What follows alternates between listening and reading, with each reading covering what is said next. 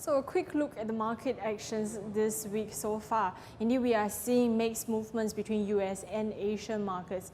Moderate declines have been registered on many of the US indices with month-end selling into play. But that said, looking at Asian markets over here, the key markets including the Hong Kong, Singapore and also Japanese markets were seen with gains. This is despite the fact that we have had weak numbers coming through from China this morning in the form of the privatizing PMI numbers. But that said, at this point of time, we have not seen the non-farm payrolls from the US that the market is heavily anticipating. And I think that could really change the situation for markets into the end of this week.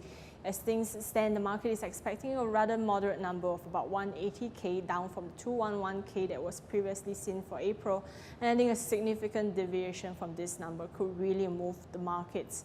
So looking at next week, what are some of the items that traders should really be looking out for?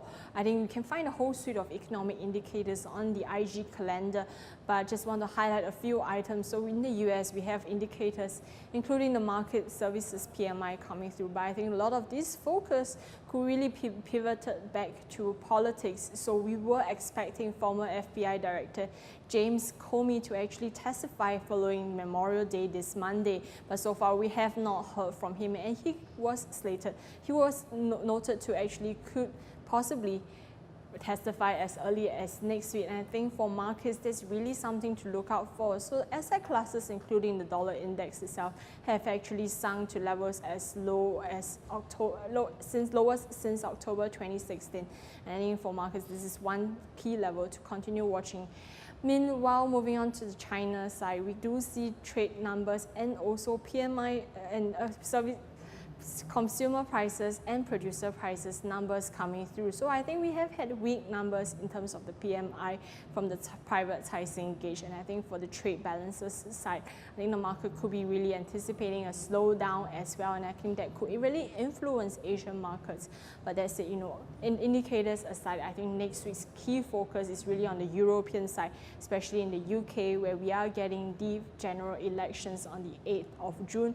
And it also coincides with the ECB meeting. So as things stand, Monday's televised question and answer session between Conservative Party leader PM Theresa May and her Labour opponent have shown that polls could really range in terms of how things are, and I think should we actually see her not getting the majority that the market really expects, that could really deal quite a bit of a blow to the pound.